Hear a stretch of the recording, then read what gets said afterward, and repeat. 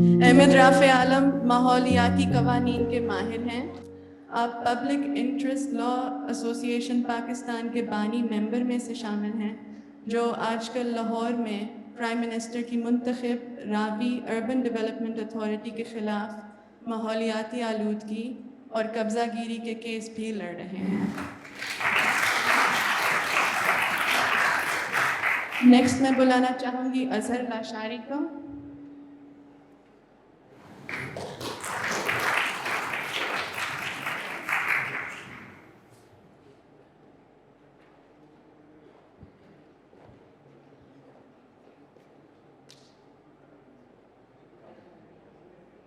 اظہر لاشاری ایک سماجی کارکن ہیں جو پچھلے 20 سالوں سے ڈیولپمنٹ سیکٹر میں ریسرچ اور ایڈوکیسی کا کام کرتے رہے ہیں. اس دوران آپ لوگوں کے پانی اور زمین کی رسائی تک کے بنیادی حقوق کے جدوجہد میں بھی حصہ رہتے ہیں. آج کل ان کا تعلق رورل ڈیولپمنٹ پالیسی انسٹیٹیوٹ سے ہے، جہاں ان کا کام بجلی کی پیداوار کو کوئلہ، تیل، گیس کے متبادل شمسی اور ہوائی توانائی کی طرف لانا ہے. آپ الائنس فار کلائمیٹ جسٹس اور کلین انرجی کے ممبر بھی ہیں.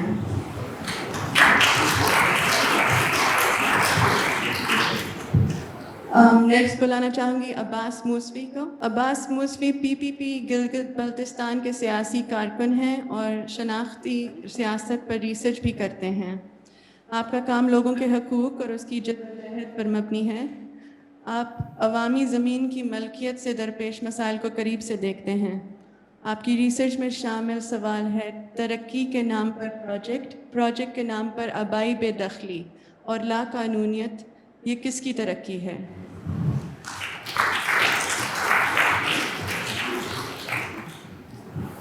نیکسٹ بلانا چاہوں گی خداداد وچو کو.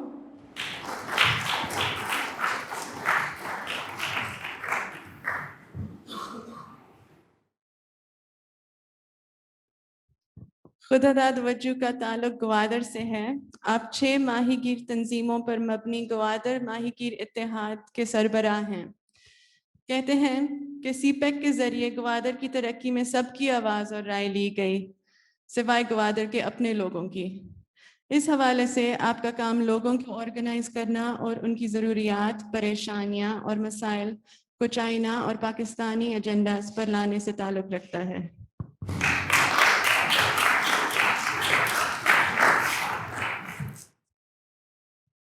تو یہ پینل شروع کرتے ہیں. میں تھوڑا سا ایک انٹروڈکٹری نوٹ دوں گی. سوری، ہمارے hero, personal hero, every one's hero بابا جان بھی ادھر ہمارے ساتھ زوم پر ہیں. یہ ہمیں ان پرسن نہیں جوائن کر سکے.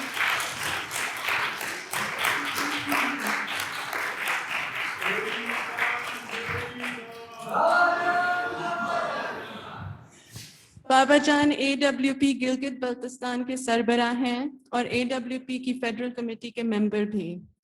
علی آباد ہنزا میں لینڈ سلائیڈ کے بعد لوگوں کے حقوق کے لیے ان کی جدوجہد کے خلاف ان پر اے ٹی اے کا غلط چارج لگایا گیا، جس کی وجہ سے انہوں نے تقریباً 10 سال جیل میں گزارے. وہاں بھی آپ نے قیدیوں کو آرگنائز کیا اور لوگوں میں یکجہتی بڑھانے کا کام کیا. ان کے اس عزم اور بہادری کی باعث یہ میرے سمیت ہماری پارٹی اور تقریباً پورے پاکستان کے لیے ایک ہیرو ہیں.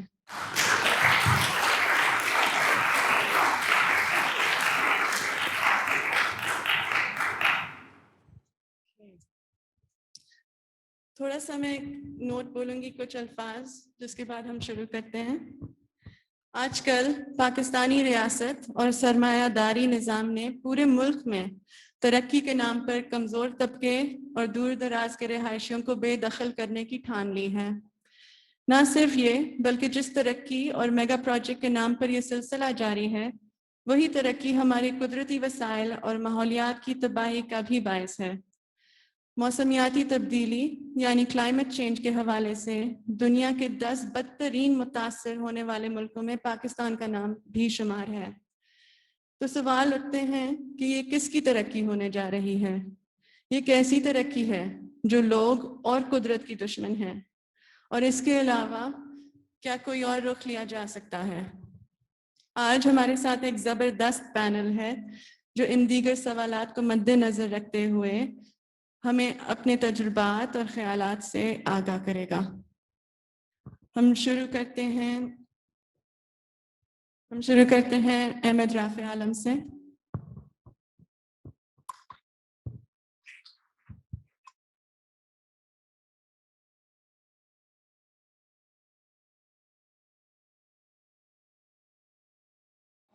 ہیلو، السلام علیکم، شکریہ دوستوں، ہمارے لوگ اس بازی ہمارے بلانے کا بہت بہت شکریہ۔ میں لاہور سے معاملاتی وکیل ہوں اور اس وقت راوی اربن ڈیولپمنٹ اتھارٹی کا کیس پبلک انٹرسٹ لا ایسوسیشن کی طرف سے لڑ رہا ہوں۔ اس کے بارے میں آپ کو ایک دو چیزیں بتانا چاہتا تھا۔ مجھے ایک ڈیولپمنٹ پروجیکٹ ہے جو کہ ہم نے پہلے دیکھا ہے، پہلی دفعہ نہیں ہے۔ اگر آپ 2005 کے LRQ کے دور میں جائیں، اس وقت LRQ کی حکومت نے، آپ کو یاد ہے 2004-05 کے اندر ایک بہت بڑا پراپرٹی بوم تھا، فائرنگ کیا کرتی تھی پراپرٹیز کی، یہ پراپرٹی ہاؤسنگ اسکیم ہر جگہ آپ کو نظر آتی تھی، جن کا نتیجہ ہم آج کل دیکھ رہے ہیں۔ جو اس وقت ہوائی روٹ کی ٹریفک کے مسئلے اور جو دوسری چیزیں ہم اسلام آباد، راولپنڈی، لاہور کے اندر دیکھ رہے ہیں، وہ اس وقت کی ایکسپینشن کا نتیجہ ہے۔ اور اس وقت کی ایکسپینشن میں ایک لالچ تھی کہ راوی کے ساتھ جو زمین ہے نہر دریا کے ساتھ، اس کو کسی نہ کسی طرح پراپرٹی ڈیولپمنٹ میں ٹرانسفر کر دیا جائے۔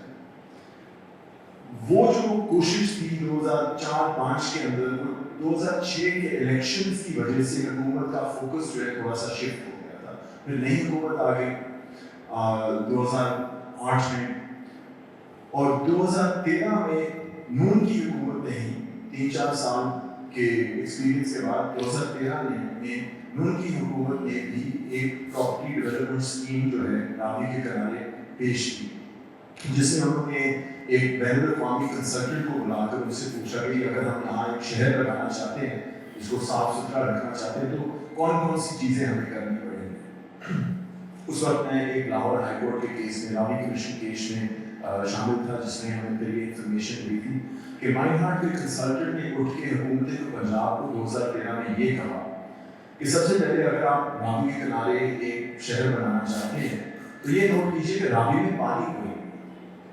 ہم نے بیاس کا اور راوی کا پانی سنتاس معاہدے کے تحت ہندوستان کو دے دیا ہے، اور اگر لاہور کے اندر پانی کی کمی ہے، وہ شاید اس وجہ سے 2 وجہ میجر، ایک تو پاپولیشن ہماری تقسیم سے 8.5 لاکھ سے اب 1 کروڑ تک بچ گئی، اور اب جو باری دعا ہے بیاس اور راوی کے درمیان، اس کا سمندری پانی جو ہے وہ اب زیر زمین پانی کو بھرتا نہیں، تو آبادی بڑھ گئی اور نیچے پانی کو نہیں۔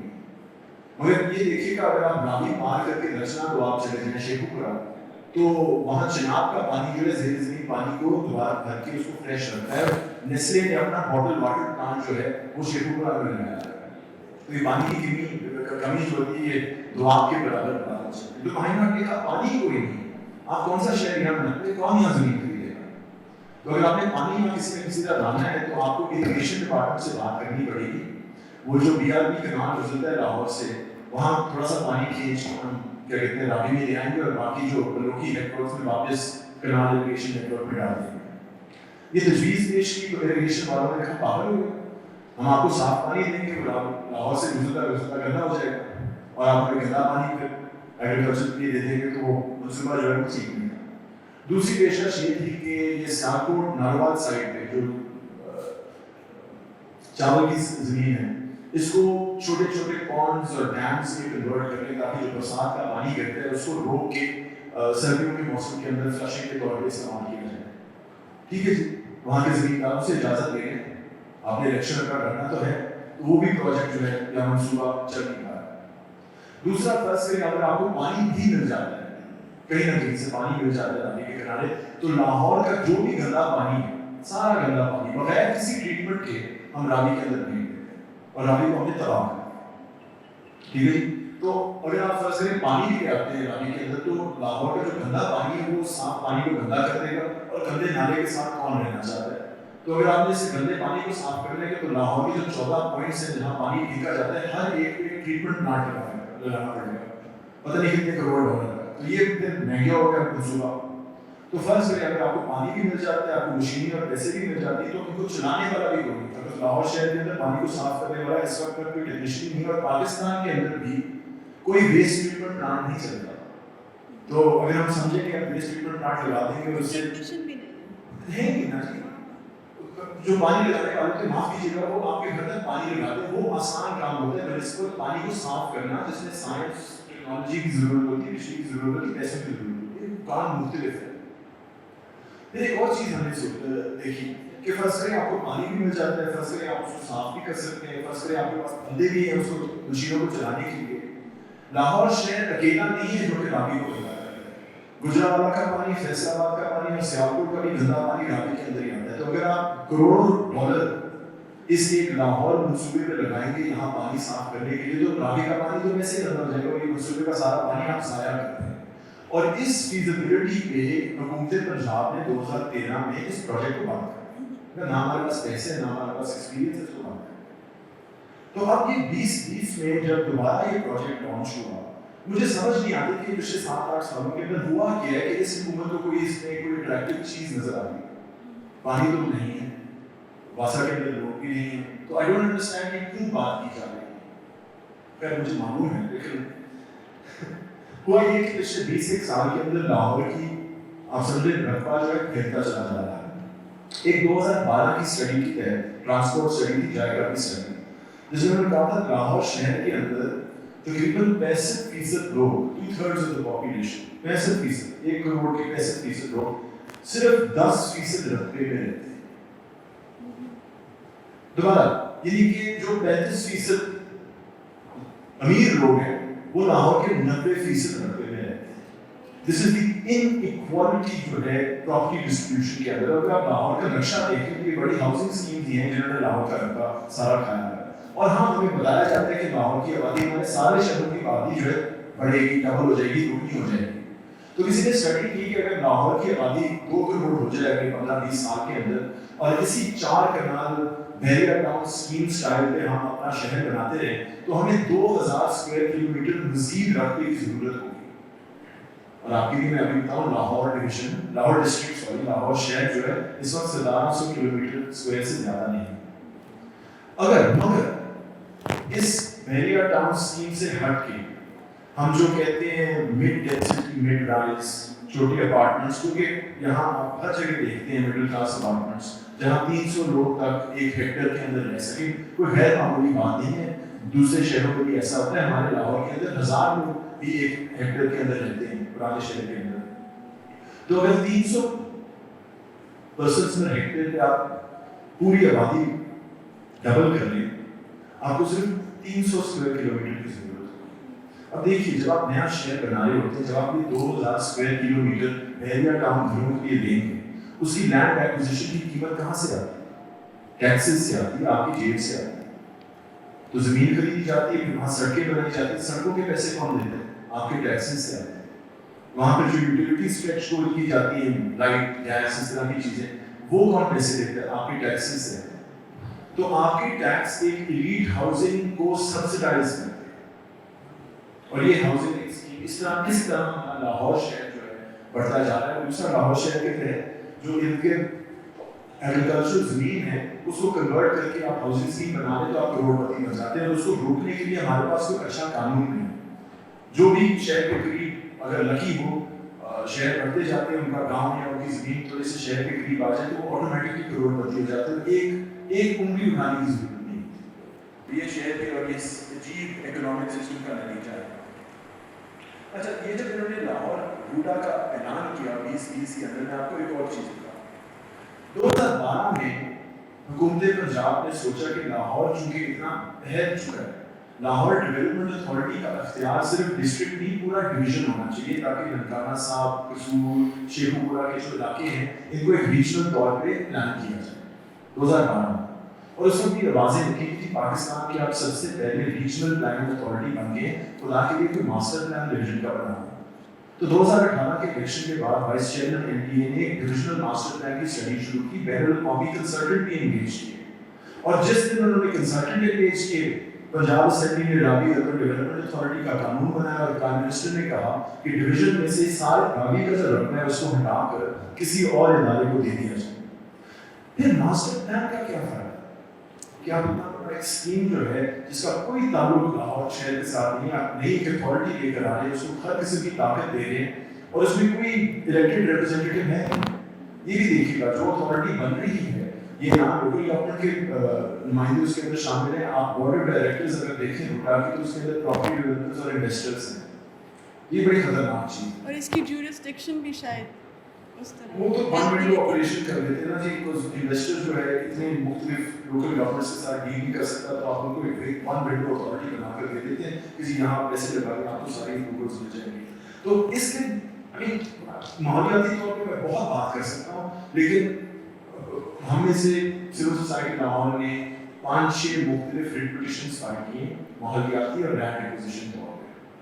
लैंड एक्विजिशन जो है और ये तकरीबन 1000 एकड़ जमीन लैंड एक्वायर करना चाह रहे हैं और करेंगे क्या, लैंड एक्वायर करके डीसी रेट से 10 गुना डेवलपर को बेचेंगे और अपने आप को रेवेन्यू जनरेटिंग करार करके निकल जाएंगे। वहाँ जो लोग हैं जिनकी जमीनें हैं, जिनकी रोजी रोटी वहाँ के काश के साथ जुड़ी हुई है, उनके साथ कोई हिम्मत नहीं, उनको घरों से निकाला जा रहा है। तो इसलिए हमने रिट पिटिशन फाइल की। हमने कहा जी देखें, सबसे पहले माहौलियाती अप्रूवल के बगैर आप प्रोजेक्ट नहीं कर सकते और उस पर अदालत ने माहौलियाती अप्रूवल को रोका है और उसके नतीजे में प्रोजेक्ट पे ना कोई काम हो सकता है। और एक और हमने रिट पिटिशन फाइल की है जिसमें हमने कहा कि देखिए आपके अपने कानून के तहत जो आप स्कीम लॉन्च करना चाह रहे हैं उसको नोटिफाई होना चाहिए, यानी कि कहीं छपना चाहिए। आज तक वो स्कीम छपी नहीं, तो मुझे, मैं वकील हूँ, मैं इस केस में जाता हूँ, मुझे बूटा के बेसिक फैक्ट्स का नहीं पता कि कितने रकबे की इसका फाइनेंशियल मॉडल है। तो ये चूंकि नोटिफाई नहीं हुई, हमने कहा है कि बगैर नोटिफाइड स्कीम कोई लैंड एक्विजिशन नहीं हो सकती और इस पर भी हाई कोर्ट ने स्टे दे दिया है और इस पर बूटा की एक्विजिशन और जो काम है वो रुका पड़ा है और सितंबर के अंदर डेट है और जद्दोजहद जारी रहेगी।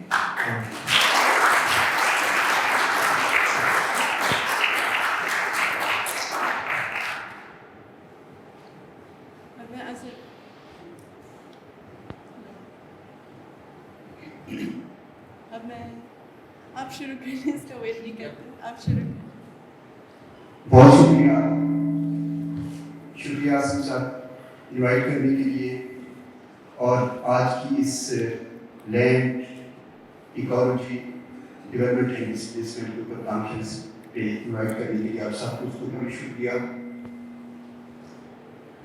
मैंने बात ही करनी है बुनियादी तौर पे जो धार्मिक जो कुछ हो रहा है सब कोयले के नाम पर, कोयले की डेवलपमेंट वहाँ पे, लेकिन उसके ऊपर मैंने बात करनी है। लेकिन चूँकि हम सब इस वक्त शाह अब्दुल लतीफ भिटाई सरकार के नाम जो बना हुआ हाल है उसमें बैठे हुए हैं और था शाह अब्दुल लतीफ भिटाई लैंड शाह से के कलाम में अगर आप देखें तो शाह साहब के कलाम में मुख्तलिफ सुर हैं और एक सुर उनका है सुर मारवी।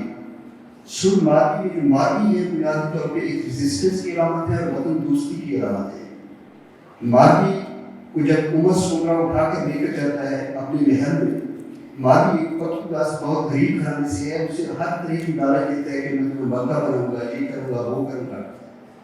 मारवी को इंसेंटिव्स भी देते हैं, मारवी को थ्रेट भी करता है, लेकिन मारवी नज़ामत करती है, वो कहती है कि नहीं, मैंने अपने वतन वापस।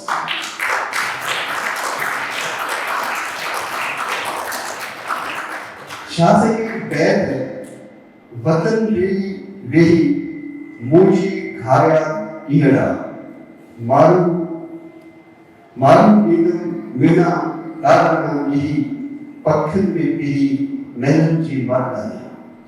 इस बैत का मतलब ये है कि वतन के बगैर जितने दिन भी गुजारे हैं तो मुझे अपने वतन के लोग, मेरे बाबे दादे मुझे इस चीज़ का मेरा ताना देंगे तो कि तू अपनी झुकी में अपनी कखों की बनी हुई झुकी में वापस आई है, ये अपने तन के ऊपर जो आपके जो महल का एक महल है पहले से उतारो, तो मुझे वो उतारा है। शुक्रिया। ये थोड़ा सा शाह अब्दुल लतीफ के हाल में बैठे थे तो मेरे ज़हन में वैसे आ गए। तो ये जो بیسیکلی میں اپنی جو ہے اس پریزنٹیشن کو یا ٹاک کو جو ہے 2 حصوں میں نے ڈیوائڈ کیا. پہلا حصہ جو ہے وہ تھوڑا سا کوئلے کے حوالے سے ہے اور دوسرا حصہ جو سفرنگ سے وہاں پہ کوئلے کے نام پہ جو لوگ ڈسپلیس ہوئے تو ان کی سفرنگ پہ ہوگا. اگر تھرپارکر ڈسٹرکٹ کو آپ پاکستان کے نقشے پہ دیکھیں یا سندھ کے نقشے پہ دیکھیں تو southern most south eastern district ہے, سب سے آخر میں جا کر یہ ڈسٹرکٹ ہے. اور اس ڈسٹرکٹ کا جو ایریا ہے وہ ہے تقریباً 19,683 اسکوائر کلومیٹر, جس میں جو کول کا جو ایریا ہے جس کو کول فیلڈ جسے کہتے ہیں وہ ہے 9,000 اسکوائر کلومیٹر. آلموسٹ اگر پاکستان کے نقشے کے اوپر جیسے آپ بلوچستان کو دیکھیں تو وہی پروپورشن ہے تھر کے اندر, تھرپارکر کے اندر جو کول فیلڈ کا جو ایریا ہے. اور اس میں جو کوئلہ ہے بے گناہ ہے, 13 بلاکس میں نے بنائے ہوئے ہیں. 13 بلاکس میں جو ڈیولپمنٹ اسٹارٹ ہوئی ہے وہ تھرڈ کو بلاک 2 سے ہوئی ہے, پھر بلاک 1 بھی آئے ہیں, ابھی بلاک 6 ڈیولپ ہونے ہیں. آہستہ آہستہ یہ جو کام ہے بڑھنا ہے. اور پاکستان کے جو کول ریزروز ہیں اس وقت دنیا میں پاکستان 20ویں نمبر پہ ہے, اور جو کول کے ریزروز ہیں تقریباً 99.9% سندھ کے اندر ہے. باقی بلوچستان اور پنجاب کے جس علاقے کو بہار میں بیٹھے ہوئے ہیں جہاں پہ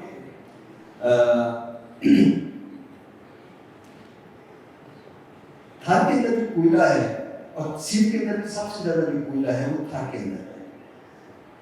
تھر کے اندر جو کوئلہ ہے وہ تعداد کے حساب سے بہت زیادہ ہے, جس کے بارے میں کہا جاتا ہے کہ تقریباً وہ 2000 میگا واٹ اگلے 200 سال کے لیے پیدا کرنے کے لیے کافی ہے. اور اس کے لیے جو کوئلہ ہے وہ بنیادی طور پہ لگنائٹ کوئلہ ہے. اور لگنائٹ کوئلہ جو ہے لگنائٹ کوئلہ میں لگنائٹ بی ٹائپ کوئلہ ہے. اور یہ کوئلہ بہت ہی بیکار قسم کا کوئلہ ہے ان دا سینس کہ اس سے بجلی کام بنتی ہے, اور جو اس کی جو انوائرمنٹل ایمیشنز ہیں اور کاربن ایمیشنز ہیں وہ بہت زیادہ ہیں.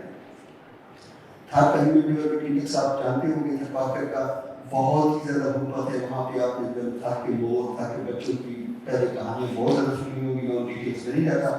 تھرپارکر تقریباً 114 ڈسٹرکٹ میں تھرپارکر کا نمبر ہیومن ڈیولپمنٹ انڈیکس 109 پہ ہے. لائیولیہوڈ چونکہ ایرڈ زون ہے زیادہ تر لائیولیہوڈ ڈیپینڈ وہ رین فیڈ ایگریکلچر اور لائف اسٹاک کے اوپر ہے. لائف اسٹاک ہی بہت بڑا جو ہے ان کا سورس ہے. وہاں پہ فارسٹ ہیں, مقامی فارسٹ ہیں جن کے ساتھ ان کا ایک روحانی تعلق ہے. پورے صدیوں سے جو ہے آج کے آپ سندھ میں تھر کے علاقے میں جائیں گے تو آپ وہاں پہ کسی سندھی مانو گے, تھری مانو گے, کاندھے کے اوپر جو ہے کلہاڑی نہیں دیکھیں گے, وہ درخت نہیں کاٹتے. درختوں کے ساتھ ان کا ایک اسپیشل ریلیشن شپ ہے. تو ابھی جو کچھ ہونے جا رہا ہے تو وہ بہت ہی خوفناک ہے. ایک تو یہ کہ جو میں تھوڑا سا لینڈ ایکوزیشن ڈسپلیسمنٹ کے اوپر آنا چاہوں گا پہلے. اس میں یہ ہے کہ جو اس وقت لینڈ ایکوزیشن ہو رہی ہے ہونا تو یہ چاہیے تھا کہ تھر کی بھی ایک اسپیشل پالیسی بنتی ہے, لینڈ ایکوزیشن ریسیٹلمنٹ کی پالیسی بنتی ہے, لیکن بدقسمتی سے کوئی اس طرح کی کوئی پالیسی نہیں ہے. میں اس لیے بھی کہہ رہا ہوں کہ تھر کے اندر ایک پالیسی بننے کی ضرورت ہے کہ تھر کے اندر جو لینڈ کا جو اسٹیٹس ہے وہ باقی سندھ سے باقی پنجاب سے بہت مختلف ہے. وہاں پہ لینڈ کی بہت ساری کیٹیگریز ہیں. سروے لینڈ ہے وہ سروے لینڈ ہے جو آپ کی پرائیویٹ پراپرٹی کی کیٹیگری میں آتی ہے, اپنی ذاتی ملکیت ہے.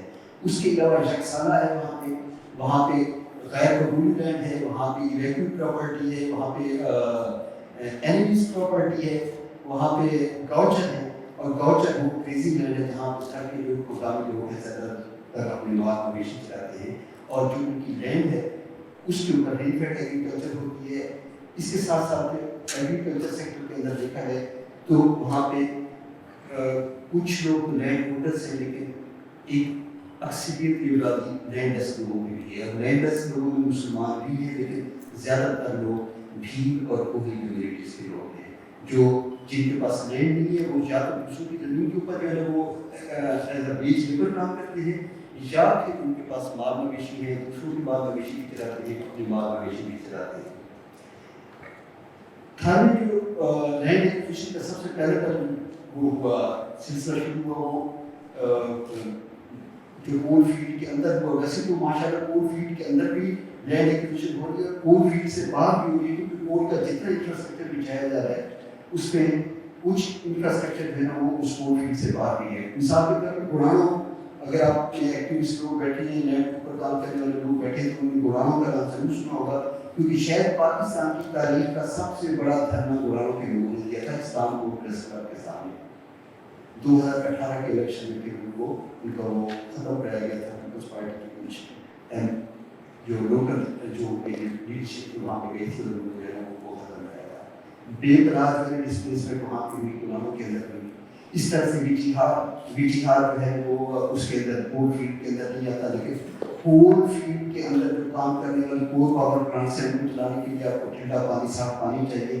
اس کے لیے جو ہے وہ ایک اور ایسوسیٹڈ انفراسٹرکچر ہے جو نارا کے نام جو اوپر سانگر سے آ رہی ہے, نیچے فاشمکی کے نام اس کا کئی لینڈ ہے, وہاں پہ ریگولیٹر لگا کے ڈسٹرکٹ عمر کوٹ کے اندر نبی سر کے ہے, وہاں پہ بڑے ریزروائر بنے گے, پھر نبی سر سے جو پائپ لائن کے ذریعے پانی ویٹیہار اور ویٹیہار سے کول پاور پلانٹس میں پانی لے گا. تو ڈسپلیسمنٹ ویٹیہار میں بھی ڈسپلیسمنٹ آگے نبی سر ڈسٹرکٹ عمر کوٹ ہے, اب وہ ڈسٹرکٹ سے بھی ڈسپلیسمنٹ آگے نکل چکی ہے. تو گورانوں میں ڈسپلیسمنٹ ہوئی. کول فیلڈ کے اندر جو پہلا فیلڈ جو گاؤں تھا جس کے اندر جو لوگوں نے لینڈ ایکوزیشن کی ہے وہ ہے سہری 10. جو لوکل کا ٹیکس جانتے ہیں وہاں پہ 10 برادری کے جو لوگ ہیں بیچارے غریب ہیں, اور پرائیویٹ کمپنیز والے یہی کرتے ہیں سب سے پہلا کراہات کمزور پہ جا کر کرتی ہے. تو 10 کمیونٹی کو انہوں نے ڈسپلیس کیا, انہوں نے بہت زیادہ انسینٹیو دیے. آج بھی آپ چاہیں ایک نیو سہری 10 ماڈل ولیج بنا ہوا ہے جس کے اندر چمڑے بھی بنے ہوئے ہیں, جس کے اندر 3 بیڈ رومس کے مکان بھی بنے ہوئے ہیں, ساتھ ہندوز کے لیے ٹیمپل بنا ہوا ہے, مسلمانوں کے لیے ماسک بنی ہوئی ہے, پارک بنے ہوئے ہیں, سکول بنے ہوئے ہیں شو پیس کے لیے. آپ چاہیں تو ایگرو کمپنی والے آپ کو دکھائیں گے کہ یہاں پہ جو یہ لوگ آئے ہوئے ہیں, ان کی کیا طاقت ہے, کیا دکھ ہے, وہ بیچارے کیا وہاں پہ آئے تو وہ کریں کیا. وہاں پہ وہ آ گئے, اپنے انہوں نے گاؤں چھوڑ دیا, اب وہاں پہ آ کے کریں کیا. انہوں نے جو پولیو ٹھیک کمیونٹی تھی ان کو انسینٹیو دے کہ ہم آپ کو جو ہے کمپنی کے اندر جو ٹائم ختم ہو گیا نہیں ابھی اچھا 5 منٹ میں کوشش کرتا ہوں کسی ختم کرنے.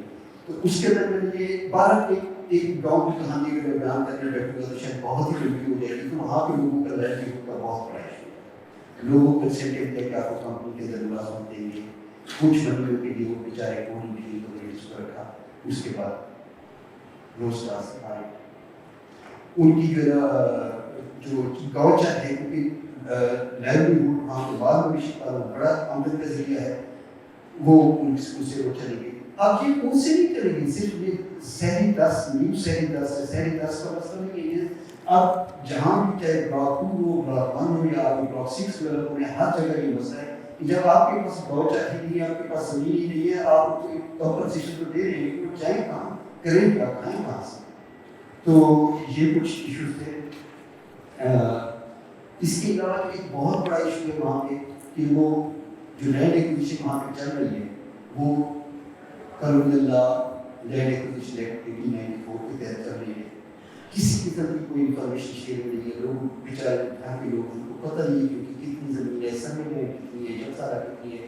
کمپنسیشن صرف سروے لینڈ کی دے رہے ہیں, نہ جگسارا لینڈ کی کمپنسیشن ہو رہی ہے, اور نہ وہاں پہ گاؤں چاہے گریزنگ لینڈ ہے, گریزنگ لینڈ کی گریزنگ کی کوئی کمپنسیشن نہیں ہو رہی. سروے لینڈ بنیادی طور پہ لیز کے اوپر ہوئی لینڈ ہے جس کی لیز کو آلریڈی بہت ساری انسٹالمنٹس دے چکی ہیں. اچھا کمپنسیشن ہے, تو کمپنسیشن میں لینڈ کا جو ابھی جو بلاک 1 کے اندر جو ریٹ چل رہا ہے وہ 1,80,000 یا 70,000 پارٹی کرتے ہیں, اور ایک مکان کے لیے 45 یا 45 لاکھ.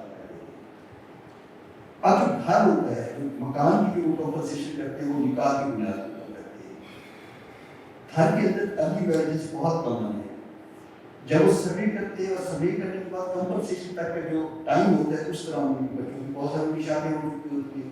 نمبر 1 یہ ہر جگہ یہ مسئلہ پیش آ رہا ہے کہ آگے جو ہے ان کو جو کمپنسیشن کے پیسے ملتے ہیں تھوڑی فیملیز کو ملتے ہیں, آگے فیملیز بڑھ جاتے ہیں. اس کے علاوہ جو ایک بہت سنگین مسئلہ ہے وہ ہندوؤں کے ساتھ ہے. ہندو میرج رجسٹریشن نہیں ہے, ان کو بہت ساری کمپلیکیشن سے فیس کرنی پڑ رہی ہیں. گرین اسٹیٹس میکنزم کوئی وہاں پہ ایگزسٹ نہیں کرتا کہ لوگ کہیں وہاں پہ جائیں اور اپنی جو ہے وہ ہے. لوکل تنازعات بڑھا رہے ہیں, एग्रो कंपनी 10 मॉडल विलेज वालों को कंपनसेट करने के लिए आप अल्टरनेटिव गौचर दे रहे हैं। उन्होंने थारी वाले को एक और वो है वहाँ के जो लोगों के लिए जमीन लेना शुरू कर दी, तो वो लोग आपस में भी अच्छे ताल्लुकात थे, शहरी 10 के लोग और वो हमसाया रोड के लोग थे, हमसाया गाँव के लोग थे, उनके साथ ही मसला पैदा हो गया। कुछ ऐसी जगह हैं जहाँ पे फिजिकल डिस्प्लेसमेंट नहीं है। मिसाल के तौर पे खाली गुलाम शहर नॉर्थ में है, वहाँ पे शिंघाई इलेक्ट्रिक चाइनीज कंपनी है, वो काम कर रही है। अब वहाँ पे वो बेचारे फंस गए, माइनिंग एरिया के साथ आ गए, 24 घंटे वहाँ पर माइनिंग हो रही है, वहाँ पे डस्ट पोल्यूशन की है, वहाँ पे नॉइस पोल्यूशन की है, और वो उसके साथ नहीं बेचारे पड़े हुए, वो कहीं जा नहीं सकते क्योंकि उनसे उनकी जो एग्रीकल्चर लैंड है वो ली है, लेकिन जहाँ पे उनका मकान है, जो गाँव है, वो वहाँ पर बचा हुआ है। यही हाल भवे जो तड़ के अंदर है। अगर भवे जो तड़ के अंदर जाए तो वहाँ पे और भी संगीन मसला है। वहाँ पे जो भील कम्युनिटी है उनकी 50-60 फैमिलीज ऐसी हैं कि जो मतलब सीज हो रही है, उनका वो एक उससे ठीक है, ये मेरे अंदर था।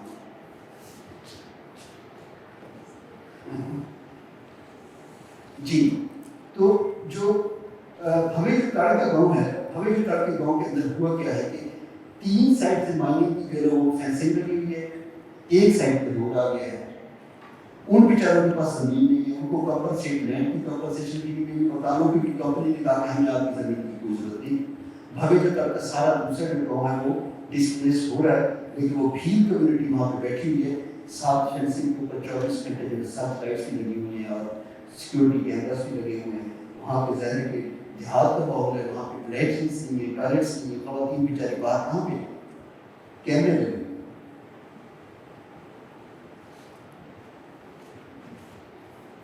लाइवलीहुड की कंपनसेशन बिल्कुल ना होने के बराबर है। सिर्फ जो एग्रीकल्चर लैंड जो लैंड होल्डर्स हैं उनको तो मिल रही है, जो लैंड लेस है वो बेचारे जो है वो इनके ऊपर। अब वहाँ पे जो लैंड लेस कम्युनिटी है, भील और जो पूरी कम्युनिटी है, वो बेचारे 6 महीने जो है मिराज एरिया में जाकर काम करते हैं एज अ वेज लेबर, फिर वापस आते हैं, फिर अपने गाँव में अपने वतन में फिर जो है वो वेज लेबर के तौर पर काम करते हैं। तो अब उनके पास अगर मकान रह गया है, अब फिर उनको मजदूरी करने के लिए मिराज एरिया में जाना है, तो मकान ना होने के बराबर है। बस उनके 6 महीने उनके पास बेरोजगारी आ गई है। पेमेंट्स में जो है वो जो कंपनसेशन की अमाउंट है उसकी जो पेमेंट में जो है बहुत बड़ा इशू है। इंस्टॉलमेंट्स के अंदर पे कर रही है, फर्स्ट इंस्टॉलमेंट पे कर देते हैं ताकि जल्दी जल्दी ये मकान छोड़े, और इस तरह बेचारे वो जाकर इस्लाम कोर्ट में, ज़्यादातर इस्लाम कोर्ट पे ही रिसेटल हो रही है। तो इस्लाम कोर्ट पे जाकर वो ज़मीन खरीदते हैं, वहाँ पे कोई डील होती है, पीछे जो कंपनसेशन की जो अमाउंट है उसकी सेकंड इंस्टॉलमेंट नहीं मिल रही, आगे जो जिसके साथ उन्होंने डील की है वो मतलब इस किस्म के चैलेंजेस हो रहे हैं। मेरे ख्याल में मेरा टाइम तो इसमें आखिर में आखिर में इस पूरी दुनिया के अंदर इस वक्त क्लाइमेट चेंज और एनर्जी ट्रांजिशन की बात हो रही है। पूरी दुनिया जो है क्लीन और ग्रीन रिन्यूएबल्स की तरफ जा रही है। मेरी समझ से ये बात बिल्कुल ही बाहर है कि जब सिंध के अंदर इतना ज़्यादा पोटेंशियल है, विंड कॉरिडोर सिंध के अंदर है, सिंध के अंदर सोलर का इतना ज़्यादा पोटेंशियल, खूब थर के अंदर कितना ज़्यादा सोलर का पोटेंशियल है, तो ये जो अल्टरनेटिव्स हैं, ये अल्टरनेटिव्स क्यों नहीं है? हमें एक दलील बताई जाती है कि कोयला बहुत सस्ता है, कोई सस्ता नहीं है। कोयले की माइनिंग से लेकर कोयले की इस्तेमाल तक, कोयले के अंदर इतनी ज़्यादा कॉस्ट इन्वॉल्व है। मैं इकोनॉमिस्ट नहीं हूँ, डॉक्टर आसिफ शरीफ इकोनॉमिस्ट हैं, अगर वो किसी को कैलकुलेट करना चाहें तो बहुत सारे कॉस्ट है। लॉन्ग टर्म जो पावर परचेज एग्रीमेंट्स जो हमारी गवर्नमेंट चाइना के साथ कर रही है, इन चाइनीज कंपनीज के साथ कर रही है, उसके तहत ये प्लांट्स अपनी कैपेसिटी के मुताबिक परफॉर्म करते हैं, नहीं करते, उतनी बिजली पैदा करते हैं या नहीं करते। हम बाउंड हैं कि इनको हम इनकी कैपेसिटी चार्जेस के बाद में पैसे देते रहेंगे। आगे भी हमारा पहले भी एक सर्कुलर डेट एनर्जी सेक्टर के अंदर बहुत पेचीदा शक्ल अख्तियार कर चुका है, और मज़ीद अगर ये काम इस तरह से बढ़ता है आपके अंदर, तो ये न सिर्फ पूरे पाकिस्तान के लिए इन इकनॉमिक टर्म्स जो शाह की मारी है और मारी के देश के जो लोग हैं उनके लिए मुसीबत है बहुत।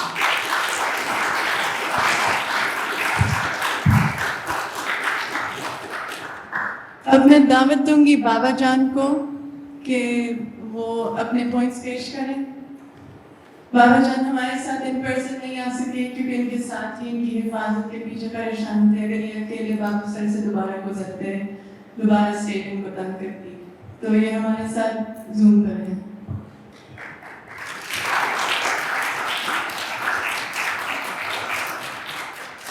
تمام ساتھیوں میں آپ مجھے سن پا رہے ہیں ساتھی؟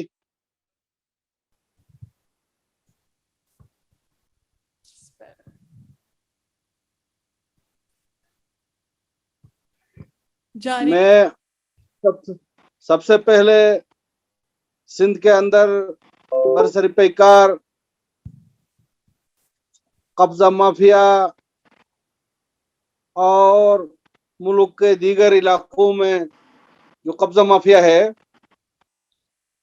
اس قبضہ مافیا کے خلاف لڑنے والے سرخ پوش انقلابیوں کو لال سلام پیش کروں گا.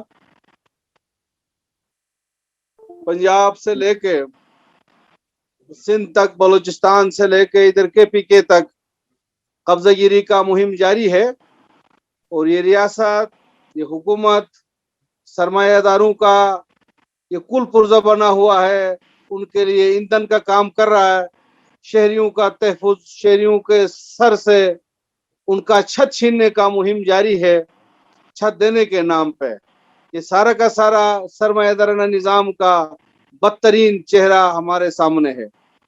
ساتھیوں، اسی طرح عوامی ورکر پارٹی گلگت بلتستان کے اندر بہت سارے غیر ملکی سرمایہ دار اور ملکی سرمایہ دار یہاں پہ ایک اور مقامی جو کسٹمری لا ہے، وہ کسٹمری لا کے تحت یہاں کے مختلف پہاڑ، یہاں کے مختلف چراگاہیں مختلف برادریوں میں، مختلف گاؤں میں، مختلف علاقوں میں تقسیم ہے، منقسم ہے بہت پہلے سے.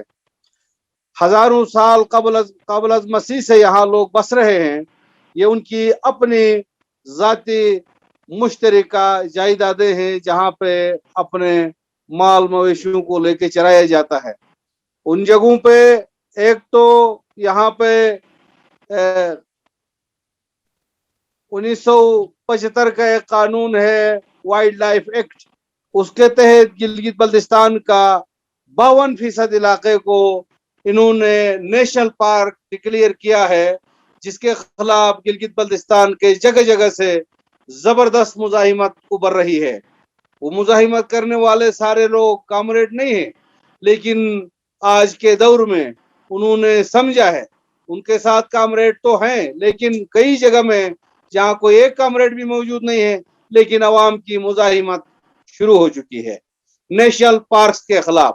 اب قانون کے اندر نیشنل پارکس کی جو قانون ہے، نیشنل پارکس سے جو قوانین ہے، اس میں ایک سیکشن 5 اور سیکشن 7 کے تحت ان لوگوں نے نوٹیفیکیشن جاری کی ہے. اس پہ یہاں پہ عوامی ورکر پارٹی اور دیگر انقلابیوں کے ساتھ مل کر عوام کو اس کے نقصانات سے آگاہ کر رہی ہے. عوام میں جگہ جگہ عوامی ورکر پارٹی پہنچ رہی ہے. اور اس سے بھی اہم بات یہ ہے کہ آج عوامی ورکر پارٹی گلگت بلتستان کے ساتھیوں کے پاس اپنے مشکلات، اپنے ان مسائل لے کے مختلف جگہوں سے، دور دراز علاقوں سے عوامی ورکر پارٹی کے انقلابیوں کے پاس وہ مفلوق الحال، وہ مظلوم عوام جن کے چراگاہیں چھینی جا رہی ہیں، زمینیں چھینی جا رہی ہیں، وہ پہنچ رہے ہیں. یہ ایک اہم بات ہے. یہاں سارے لوگوں کو پتہ ہے کہ ایک عوامی ورکر پارٹی مزاحمتی پارٹی ہے. یہ کوئی اسمبلی میں نہ ہونے کے باوجود یہاں اپنا مقام رکھتی ہے مزاحمت کے حوالے سے. دوسرا اہم مسئلہ گلگت بلتستان میں یہ ہے کہ ملک کے سرمایہ دار اور غیر ملکی سرمایہ دار یہاں کے سینکڑوں ایکڑ کے پہاڑ جہاں پہ مختلف معدنیات ہیں، جہاں پہ نایاب سنگ مرمر کے ذخائر ہیں، جہاں پہ تانبے کے ذخائر ہیں، جہاں پہ سونے کے ذخائر ہیں، اس کے اوپر ایک اژدہے کی طرح ٹوٹ پڑی ہے اور جگہ جگہ سے اس کی مزاحمت ہو رہی ہے. میں مثال لوں گا. یہاں پہ नासिराबाद हुंजा के मुकाम पर, जो मेरा आबाई गांव है, वहां पे मोहम्मद दादा मिनरल्स नामी एक सरमायादार आके लोगों को गिरफ्तार कराया, लोगों को जेलों में डाला। उस पहाड़ पे जब कब्जा करने के लिए सरकारी मशीनरी के साथ, सरकारी एहलकारों के साथ आया, तो अवाम ने उन सब की तुरगत बनाकर वहां से भागने पे मजबूर कर दिया।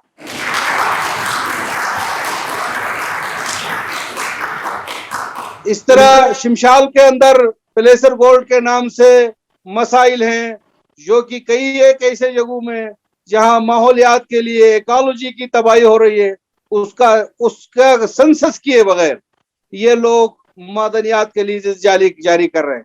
और ये जाली हुक्मरान अब हमारे सामने ये सरमायादारों के लिए ये कठपुतली बन चुके हैं। इस तरह गजर यासीन गिंदई के अंदर चाइनीज सरमायादारों को वहां के कीमती नायाब मादनियात के ज़खायर अलाट किए गए, लेकिन यासीन के गिंदई के गयूर अवाम ने चाइनीज समेत उनके मुकामी आलाकारों को वहां से भागने पे मजबूर कर दिया। इस तरह बल्दिस्तान के अंदर जो हमारा जो कॉमन लैंड है, यहाँ का रिवाजी कवानीन है, जिस तरह हमारे मुश्तरका ज़मीनें हैं, उनको खालिसी सरकार के नाम से, जो सिखों का जो खालिस्तान रियासत थी हजारों साल पहले, अब उस रियासत का नामो निशान भी मिट चुका है, मगर उस रियासत का वो जालिमाना कानून यहाँ लागू करके खालिसी सरकार के तहत लोग कॉमन जो मुश्तरका हमारी मलकियती जमीनें हैं कब्जा करने की कोशिश हो रही है, और उसी के खिलाफ यहाँ मज़ाहिमत भी तेजी से बढ़ रही है। हम समझते हैं इसमें अवामी वर्कर पार्टी, मुल्क के दीगर तरक्की पसंद, हुमपरस्त और अवाम दोस्त ताकतों, ह्यूमन राइट्स के लोगों के साथ मिलकर एक बहुत बड़ी कैंपेन का आगाज करे, जिस तरह से अमली तौर पर हमारे साथी कराची में कर रहे हैं, जिस तरह से लेफ्ट के दोस्त लाहौर में रावी के मंसूबे के खिलाफ वहां लड़ रहे हैं। इन सब के साथ मिलकर एक यूनाइटेड फ्रंट तश्कील दिया जाए। जिस तरह से ये सरमायादार और हुक्मरान मिले हुए हैं, कम से कम अवाम के मुजाहिमत करने वाले लोग मिले और इनको मजबूर करे भागने पे, इनको मजबूर करे पसपा होने पे, तब हम कामयाब होंगे और लेफ्ट का पता चलेगा कि लेफ्ट क्या चीज है। इसी के साथ हम अपना मंशूर को, अपने सोशलिज्म को जगह जगह तक सोशलिज्म के नारे को पहुंचा सकते हैं। मेरे दोस्तों, सबसे आखिर में मैं माजरत भी करूंगा, यहाँ कोई ऐसे मसरूफियात की वजह से मैं वहां नहीं पहुंच सका। आपके शाना बेशाना मेरा शौक था वहां पहुंच के इस सेमिनार में मैं शरीक हो जाऊं, लेकिन मैं सलाम एक बार फिर पेश करूंगा उन तमाम सुर्ख पोश इनकलाबियों को जिन्होंने पूरे मुल्क के अंदर बहुत कलील तादाद में होने के बावजूद, कलील लश्कर होने के बावजूद जालिम हुक्मरानों के सामने डट के, जालिम हुक्मरानों के आंखों में आंखें डाल के, बिल्डोजरों के सामने जाके, इस्लामाबाद की कच्ची आबादियों हो, मलिक रियाज की बदमाशियां हो, रावी के नाल मंसूबे हो, सिंध के अंदर हो, बलूचिस्तान के अंदर हो, गिलगित बल्तिस्तान के अंदर हो, यही सुर्ख पोश साथी अपना जदोजहद जारी रखे हुए हैं। और इसके साथ आखिर में मैं ये गुजारिश करूंगा कि यहाँ से एक करारदाद पेश की जाए, जैसे इन जाली हुक्मरानों को भी हमारा पैगाम भी जाना चाहिए, इमरान खान को, दीगर को, कि ये अवाम के मसाइल है, आप रहे न रहे हमारी सियासत तो रहेगी, हमारी सियासत रहेगी। आज आप असेंबली में हैं, कल आपसे भी पहले जो अपने आप को अनखुदा समझते थे जमीन पर, वो लोग यहाँ नजर ही नहीं आ रहे हैं, सफाई हस्ती से मिट रहे हैं, वो गुम रहे हैं। तो लिहाजा आपका भी ये सूरत हाल होगा। इसलिए आप अवाम को छत फराहम करने के बहाने मलिक रियाज जैसे लोगों के लिए लोगों के छत गिराकर, लोगों को तबाह बर्बाद करके सरमायादारों के सरमाये में इजाफा न करें। एक ऐसी मजबूत करारदाद आज के इस अजलास से मुल्क के मफलूकुल हाल अवाम के हक में, جن کی زمینیں چھینی جا رہی ہیں, جن کے گھر چھینے جا رہے ہیں, جن کے پہاڑ چراگاہیں چھینے جا رہے ہیں, ان سب کے وساطت سے ہمیں ایک قرارداد پیش کرنی چاہیے. تمام ساتھیوں کو ایک بار پھر لال سلام. لال سلام.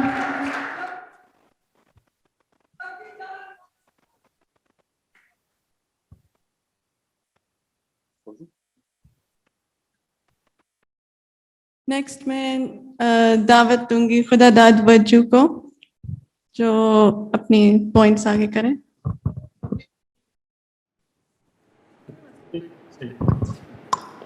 میں شکر گزار ہوں برگر پارٹی کے دوستوں کا, خاص اب حفیظ جمالی کا کہ انہوں نے, کیونکہ ہمارے لیے اسلام آباد اتنا دور ہے جیسے کہ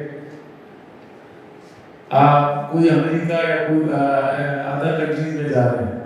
ہمارے یہاں کبھی 2 سال 1.5 سال یا 3 سال بعد گوادر, کیونکہ ہم اس ایران کی اس پٹی میں رہتے ہیں جہاں یہاں ایکسیس کرنا 18-2000 کلومیٹر طے کر کے پھر یہاں پہنچتے ہیں.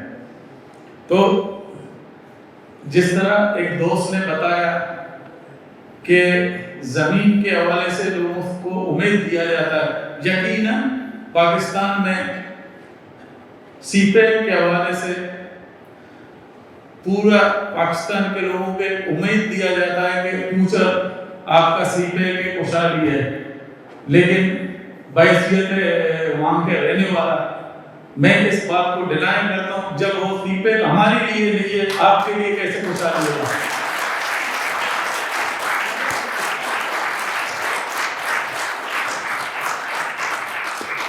آپ کو پتا ہے کہ جب گوادر پورٹ بنا وہ اس جگہ میں بنایا گیا جہاں پہ مچھلیوں کی بریڈنگ پلیس تھے, مسکن کا.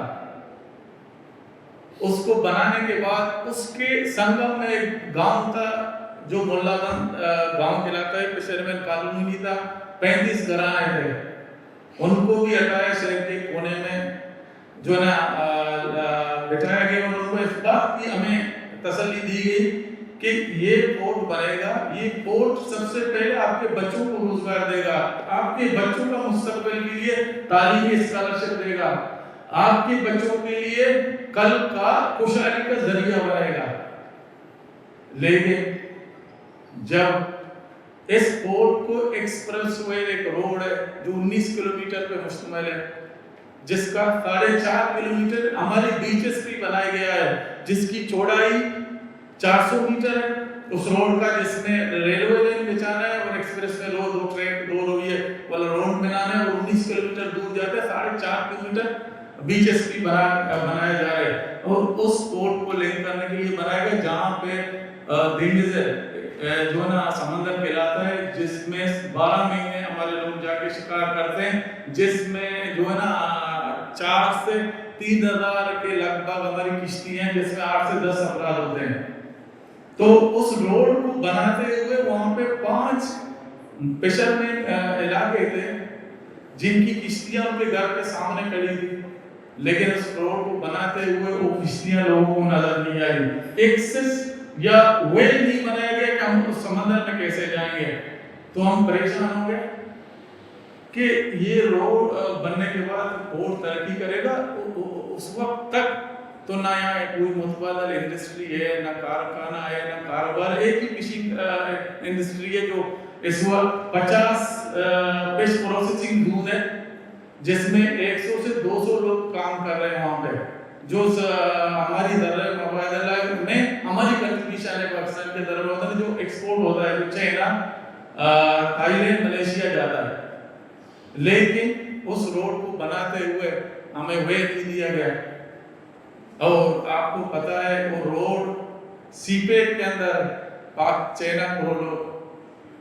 اب ہماری دوستوں نے جو نا بیٹھے, کیونکہ اس وقت آپ کو پتا ہے ہم اب بھی سمجھتے ہیں کہ جو ہے نا ہم جو ایک ماہی اتحاد بنایا جو 8-10 ہماری تنظیمیں تھی, اس وقت بھی ہمیں ایک ہجوم نظر آ رہی ہے، اس میں آواز ہجوم کا ہے، اس میں ادارے تو نہیں، ایک کمیٹی ہے، ایک چھوٹا سا کمیونیکیشن کے لیے ہم نے ایک سیٹ اپ بنایا جو ہم دوست بیٹھے کہ آیا اس سی پے کے اگینسٹ بات کریں یا بند کر کے بیٹھ جائیں، کیونکہ بیٹھنے کا مطلب ہے اپنے سمندر، اپنے جو ہے بلوچی میں بولتے ہیں نیلے رن، ایک تعلق ہے جو سمندر اور فشرمین کا اس سے وڈرا ہونے کا، اور اس سے ظاہر ہے جب اسے وڈرا ہوں گے اس کا مطلب یہی ہے کہ آپ اپنے بچوں کا جو چولہا جل رہا ہے اس سے بھی وڈرا کر رہے ہیں، جو کل کو آپ کے بچوں کو پڑھنا ہے اس سے بھی وڈرا کر رہے ہیں، پورے آپ اپنی سوسائٹی کو وڈرا کر رہے ہیں۔ تو اس حوالے سے ہم دوستوں نے فیصلہ کیا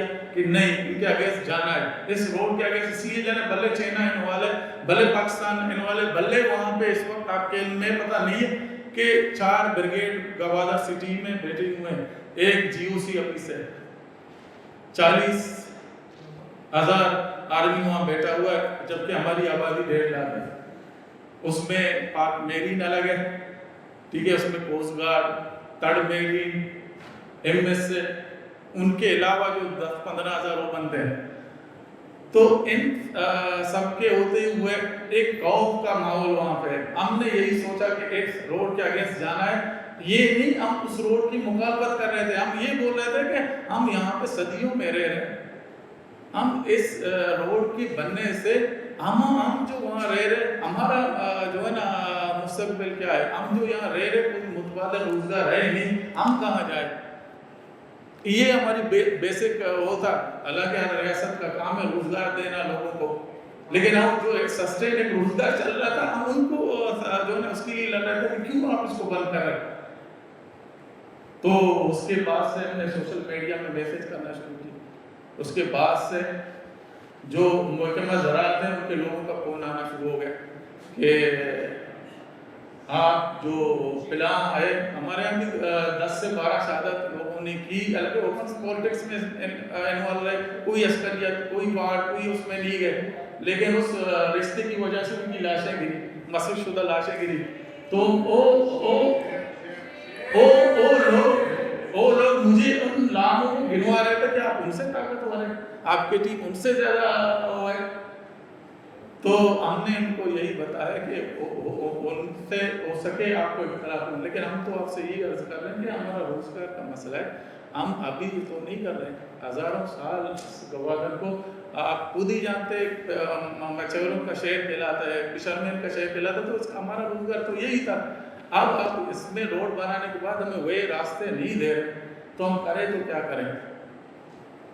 تو انہوں نے یہی بتایا کہ آپ جو بھی معاملات ہے بات کرتے رہے، لیکن سی پے کے اگینسٹ نہیں جائیں۔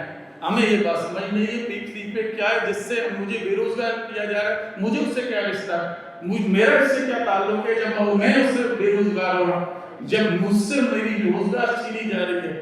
تو اس کے بعد سے ہم اکٹھے ہوئے، 2.5 سال بعد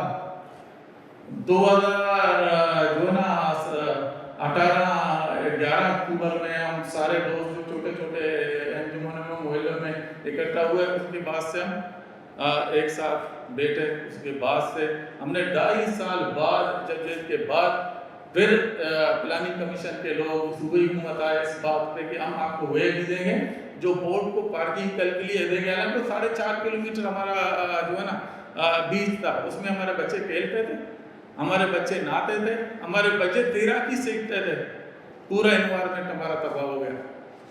لیکن ہم ایسے جگہ رہ رہے ہیں جہاں پہ شاید ہمیں انسانیت کے حوالے سے بات کرنے یا بلوچستان کے متعلق آپ سنتے ہیں کہ وہاں کے حالات کیسے ہیں، لیکن اس سب کے باوجود اس پہ جو ہے نا جو پلاننگ کمیشن کے لوگ اور صوبائی وزیر اعلیٰ آیا، انہوں نے بولا کہ ہم آپ کے لیے راستے بنائیں گے، پنی کریں گے، آپ تھوڑا سا اپنا مطالبے سے پیچھے ہے۔ ہم نے بولے کیا ہمیں روزگار کے ذرائع کے لیے راستے دے دیں، ہم چلیں، ہماری کشتیاں چلیں، اور بوٹ پارکنگ اس لیے دیا جائے کہ کشتیوں کو چھونا چربی کے لیے، کبھی ربط ہوتا ہے سمندر، سائیکلون آتا ہے تو اس کو سیو کرنے کی ضروری ہے کہ ایسی پروٹیکشن وال دیا جائے جس میں ہم اپنی کشتیاں رکھیں۔ تو اس سے وہ آمدہ ہو گئے، وہ ابھی تک مطلب یہ ہے کہ وہ بریک واٹر بھی بن رہی ہے اور راستے بھی چہرہ بنا رہی ہے، اس میں 2.5 سال ہمیں لگا۔ تو اس طرح کے آپ ابھی دیکھیں، اگر وہاں پہ حالات ایسے ہیں، اب آپ ہماری جغرافیہ کو کیسے دیکھیں گے، جہاں پہ نیشنل انٹرنیشنل ملٹی کمپنی، وہاں پہ ملٹی نیشنل کمپنی کام کر رہی ہے، یقیناً وہ کام کریں گے، ہمیں اس پہ اعتراض نہیں ہے، کام کریں، لیکن اس کام میں، اس پالیسی میں ہم کہاں ہیں، لوگ کہاں ہیں، ان کا رائٹس کہاں ہے، ان کا زمین کہاں ہے، وہاں کا سمندر کہاں ہے، وہاں کے لوگ رہنے والے لوگ ہیں کہ جن کا قوت قریب 500 ہے، 400 ہے، 300 ہے، اس وقت 40 لاکھ 50 لاکھ 500 گز کے زمین مل رہے، 200 گز کے زمین 25-30 لاکھ میں مل رہے، اور جبکہ ہم اپنی آب و اجداد کی زمینوں پہ رہ رہے، جو ایک فیملی جو کل 4-5 افراد پہ مشتمل تھا، 20-25 افراد پہ مشتمل ہے، اس جو ہے نا یونیورسٹی یا سلپے کے آنے کے بعد جب زمین اتنا مہنگا ہوا، اب ہمارے لوگ سوچیں گے کہ وہ زمین خریدیں گے، پھر وہاں پہ کچھ زمین ہے مہنگا ہونے کے بعد سرکاری زمین بھی، ابھی چائنا کیا کر رہا ہے، پری زون پہ 22,000 ایکڑ زمین ہم سے کلاس 4 جو ہے لگا کے ایکوزیشن کر کے ہم سے 600 پر اسکوائر فٹ پہ لیا گیا، اور یہ وہی چائنا ہماری گورنمنٹ نے لیا، پھر چائنا کو بیچا، چائنا وہی زمین 6,000 پر اسکوائر فٹ بیچ رہا ہے۔ کیا چائنا کامیاب نہیں ہے؟ کیا چائنا اس وقت امریکہ کا رول ادا نہیں کر رہا ہے؟ مطلب چائنا کا رول کیا ہے؟ اسی طرح ابھی جو ہے نا انہوں نے 33,000 ایکڑ زمین ڈیمانڈ کی، جبکہ 33,000 زمین اگر گوادر سے اٹھائیں تو ہم تو بالکل ایک گاؤں ہے ہمارا جو ہے نا سوربندر، اس سے پیچھے جائیں گے، یا جو ہے نا جس طرح آئل ریفائنری کے لیے وہ ایکڑوں کے حساب مانگ رہے جو پسنی کے آس پاس ہے، تو یہ زمین مانگنے کا در برٹش جو برصغیر میں آیا وہ کیسے آیا، اسی طرح انہوں نے کمپنی لا کے انویسٹ کیا، زمین قبضہ کرنے کے بعد رہے، تو وہی میں سمجھتا ہوں چیزیں اس وقت چائنا کر رہے، چائنا اور برٹش میں فرق ہمیں نظر نہیں آ رہی، وہ بھی اس قبضہ گیریت میں آ رہے، اور اس کی وجہ سے ہمیں ایک خطرات ہے کہ ہمیں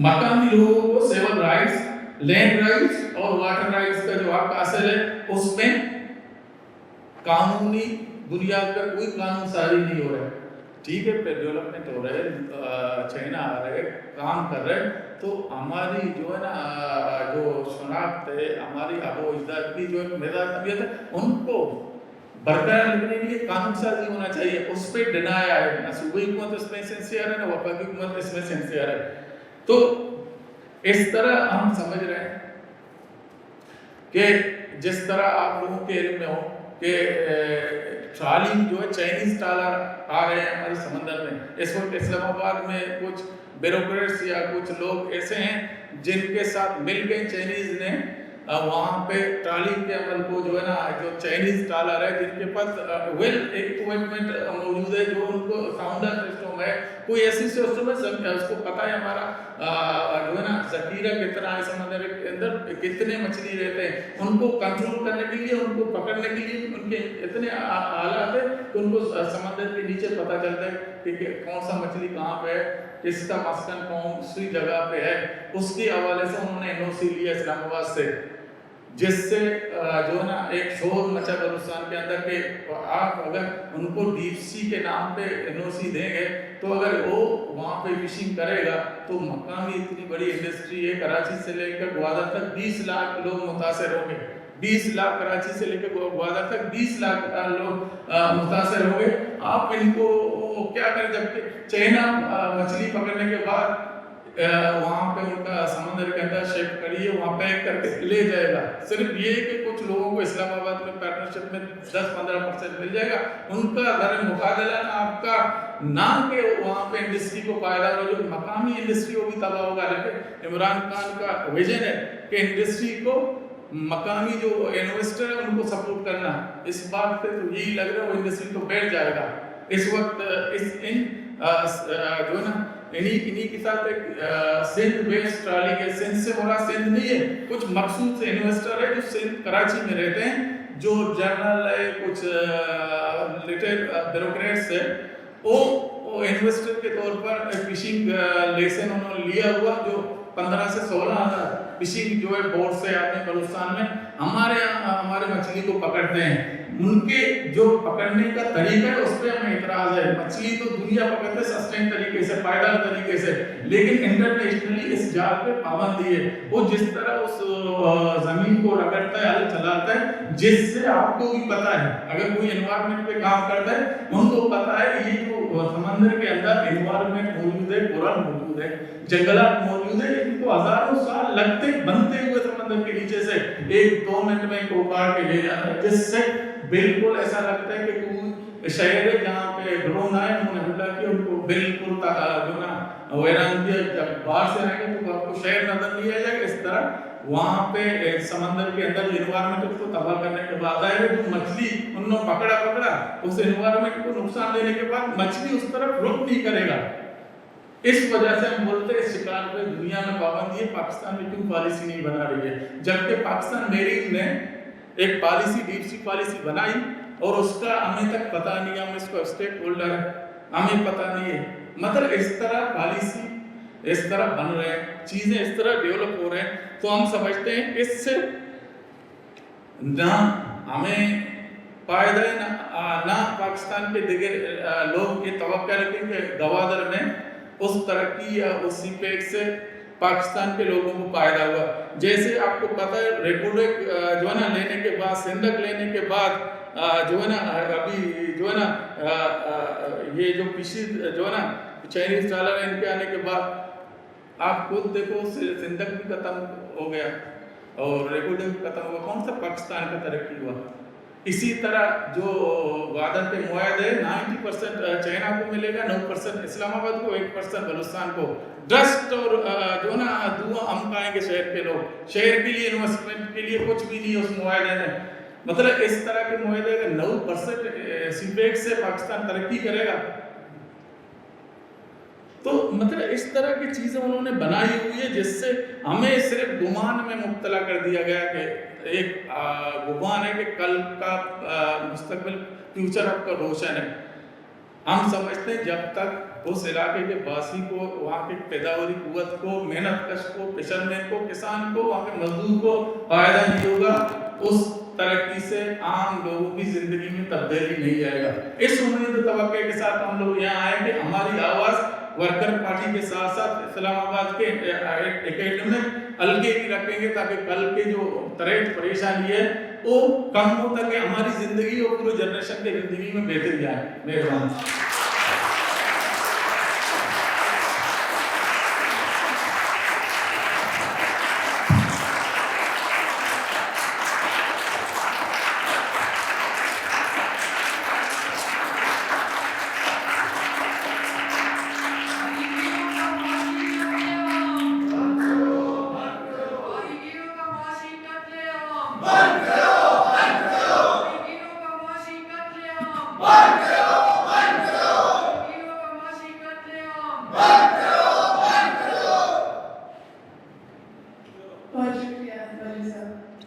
नेक्स्ट और लास्ट रासमस के साथ बता दूंगी, उसके बाद मैं ख्याल चाहिए। बिस्मिल्लाहिर्रहमानिर्रहीम।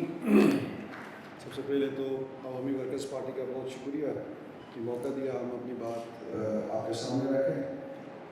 गिलगित बल्तिस्तान से मेरा ताल्लुक़ है, मैं जो भी बात करूँगा गिलगित बल्तिस्तान के कंटेक्स्ट में आपके सामने रखूँगा और एक बड़े अहम और बड़े ज़बरदस्त मौजूद के ऊपर, ज़मीन की मलकियत के ऊपर, ज़मीन के ऊपर जो वसाइल हैं उसके ऊपर गुफ्तगू करने की कोशिश की है, तो मैं अपने मसाइल को आपके सामने रखना चाहूँगा। गिलगित बल्तिस्तान की कंटेक्स्ट में बात करने की वजह यह है कि शायद दुनिया में और पाकिस्तान में तो वाहिद खिता है जहाँ पे आइन और कानून नाम की कोई चीज़ नहीं है, जहाँ पे ताकतवर रियासत है और मजलूम अवाम है। ताकतवर जहाँ पे जैसे चाहे अपने कानून और आइन बनाता है और उसे इम्प्लीमेंट करता है, और अवाम जहाँ जहाँ पे पिसती है तो वो पिसते रहते हैं और अपने हुकूक के लिए जब आवाज़ बुलंद करते हैं تو کہیں PTA لگتا ہے, کہیں شیڈول 4 لگتا ہے, کہیں غداری کے سرٹیفکیٹس تقسیم ہوتے ہیں. انسانی تاریخ میں ہمیشہ سے انسان کا جو سب سے زیادہ مضبوط رشتہ رہا ہے وہ زمین کے ساتھ رہا ہے. اور انسانی ارتقاء کے اندر جب انسان آگے بڑھتا گیا ہے تو مختلف پولیٹیکل سسٹمز کے آشنا ہوتا گیا, اور انسانی اس معاشرے کو چلانے کے لیے مختلف پولیٹیکل سسٹم سامنے آئے. اس میں سب سے زیادہ اہمیت جس بات کی تھی وہ اس زمین کی ملکیت کو طے کرنا. کہیں پہ ریاست زمین کی مالک تھی, کہیں پہ ریاست کا حکمران زمین کا مالک رہا. اور آج ہم اور آپ سب ڈیموکریسی کو سب سے اچھا نظام اس لیے کہتے ہیں کہ ڈیموکریسی میں جو زمین ہے اس کا ملکیت کا حق صرف اور صرف عوام کو ہے. یہ کتابوں میں تو باتیں ملتی ہیں, آئین میں تو باتیں ملتی ہیں, لیکن جب ہم اس کو لے کر آتے ہیں زمین پہ دیکھنے کے لیے تو ہمیں ایسی چیز نظر نہیں آتی. خاص کر ہم ریاست پاکستان کی بات کریں تو ڈیجورے بہت ساری باتیں ہوتی ہیں, ڈیفیکٹو ہمیں کچھ اور نظر آ رہا ہوتا ہے. اور اس سے بھی خاص طور پر گلگت بلتستان کی ہم بات کریں تو میں اسے عموماً تشبیہ دیتا ہوں کالونی کہتا ہوں. گلگت بلتستان ایک ایسی کالونی ہے جہاں پہ رہنے والے باسیوں کو اپنے حق کے لیے آواز بلند کرنے کا بھی حکم نہیں ہے. جب پاکستان کو وسائل کی ضرورت پڑتی ہے لینڈ ریونیو ایکٹ کو ایکسٹینڈ کرتے ہیں, جب انہیں ضرورت پڑتی ہے 21ویں ترمیم ایکسٹینڈ ہوتی ہے, فوجی عدالتیں بنتی ہیں, جب انہیں ضرورت پڑتی ہے شیڈول 4 لگتا ہے, جب ضرورت پڑتی ہے PTA لگتا ہے. لیکن انہیں اگر ضرورت نہیں ہے تو صرف اور صرف 18ویں ترمیم وہاں پہ ایکسٹینڈ نہیں ہو سکتی, کیونکہ 18ویں ترمیم اگر گلگت بلتستان میں ایکسٹینڈ ہوتی ہے تو وہاں کی عوام امپاور ہوتی ہے. ہم یہ سمجھتے ہیں کہ ریاست کسی ایک نقطے کو جہاں پہ عوام کو مظلوم, محکوم, مجبور اور ذلیل کرنا ہے چھوڑتی نہیں ہے. اس سے بھی بڑھ کے جو سب سے بڑا ظلم ہے گلگت بلتستان کے ساتھ, میرے اور دوست ہیں, سندھ سے ہیں, بلوچستان سے ہیں, پنجاب سے ہیں, KPK سے ہیں, آپ کے پاس کم از کم کلیم کرنے کے لیے کوئی آئین و قانون موجود ہے. میرے پاس اپنی ملکیت کلیم کرنے کے لیے کوئی آئین و قانون بھی موجود نہیں ہے.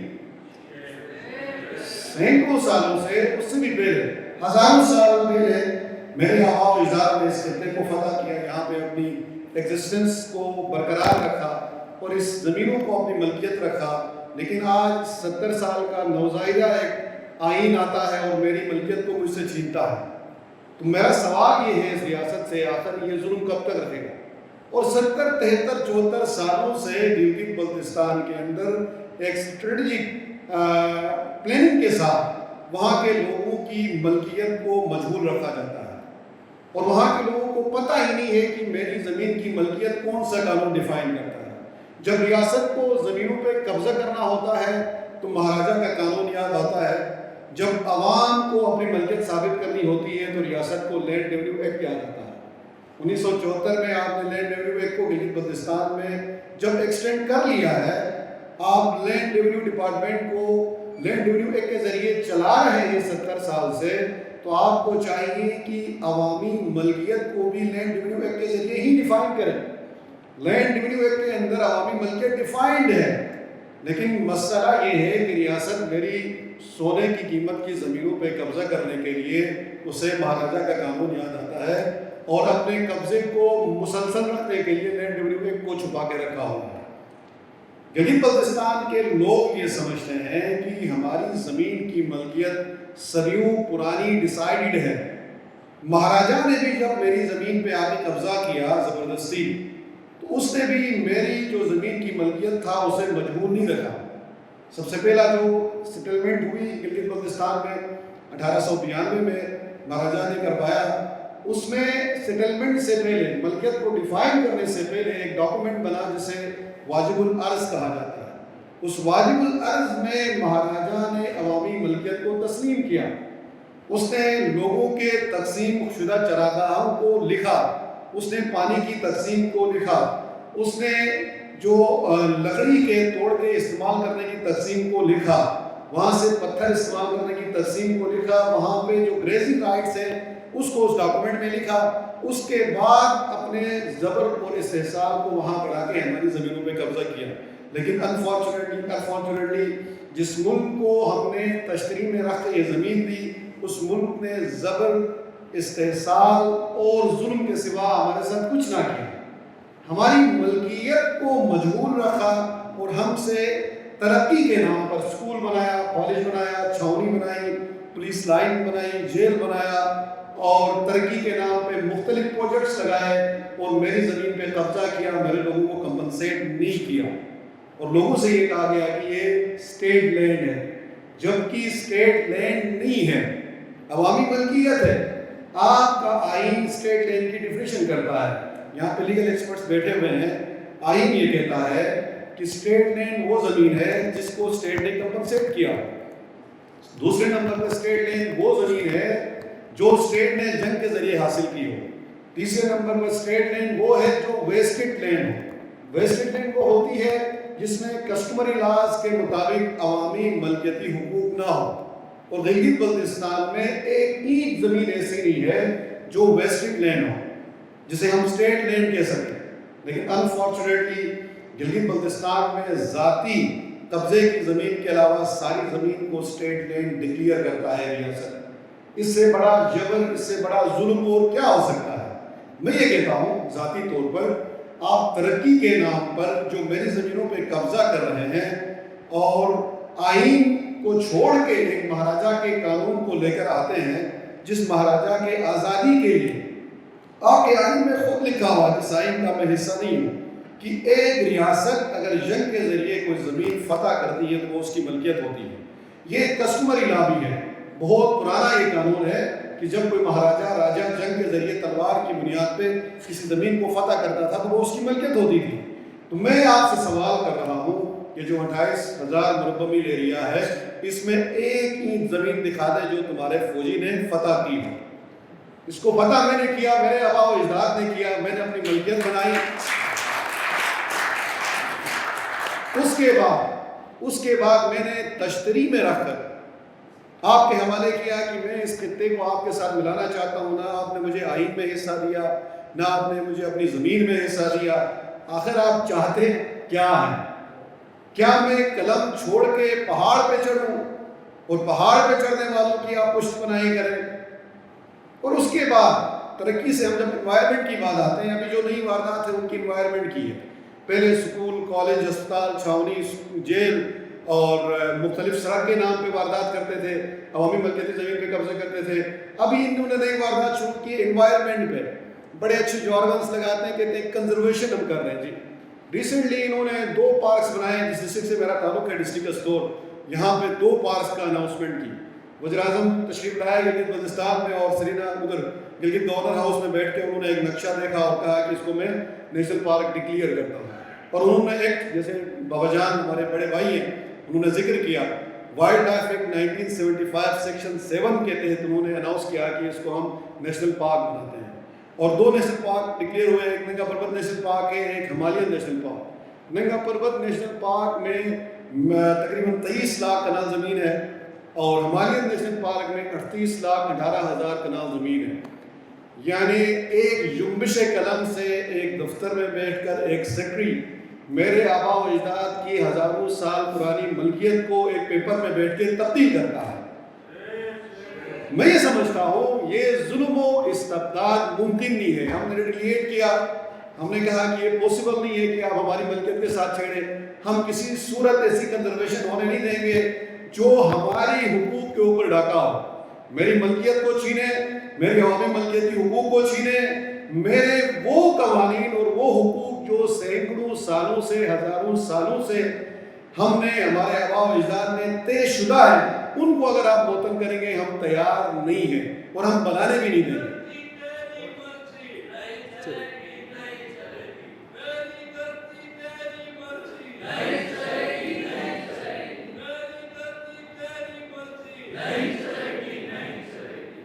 آپ کنزرویشن مجھے سکھانے کے لیے آ رہے ہیں، بلکہ چاہیے یہ کہ آپ آ جائیں.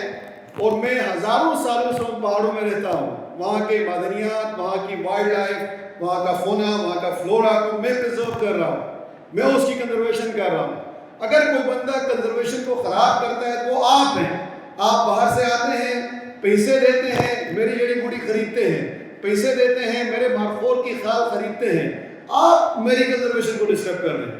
آپ کو آنا چاہیے میرے ساتھ بیٹھ کے میری تعاون کرنا چاہیے, جبکہ آپ ایک کمرے میں بیٹھ کے جنبش قلم سے میری ملکیت کو بھی تبدیل کرتے ہیں اور مجھے سکھانے کی کوشش کرتے ہیں کہ کنزرویشن ایسی ہوتی ہے. اور مزے کی بات یہ ہے کہ ہمیں یہ بتایا جاتا ہے کہ ہم ایف سی لائیں گے اور آپ سے جو ہے نا زبردستی کنزرویشن کروائیں گے. یہ پاسبل نہیں ہے. آپ نے آلریڈی چھونی کے نام پر ہماری لاکھوں کنال زمین پہ قبضہ کیا ہوا ہے. آپ نے آلریڈی ڈیولپمنٹ کے نام پر ہماری لاکھوں کنال زمین ہتھیائی ہوئی ہے جس کو آپ کمپنسیٹ بھی نہیں کر رہے.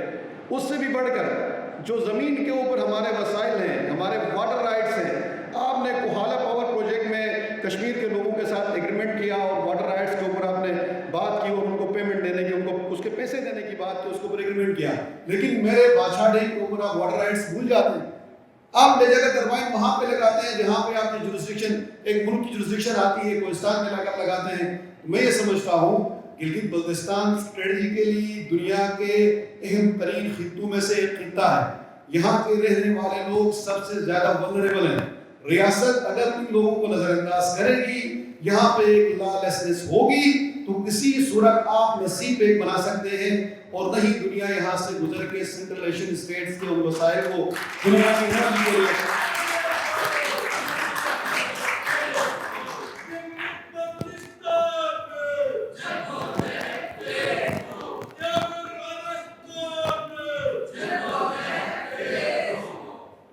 اس سے بھی بڑھ کے جو ڈیپ اسٹیٹ کی آپ کی پالیسی ہے, آپ ہمارے پہاڑوں میں ان لوگوں کو لا کے بسا رہے ہیں, ان کے ساتھ معاہدے کر رہے ہیں اور ان کو آپ سرفیس میں لے کر آ رہے ہیں, جسے ہم دہشت گرد کہتے ہیں, جسے ہم طالبان کہتے ہیں, جن کے ہاتھوں ہمارے لوگوں کی جانوں کا خون ان کے ہاتھ میں ہے, ان کو آپ سپورٹ کر رہے ہیں.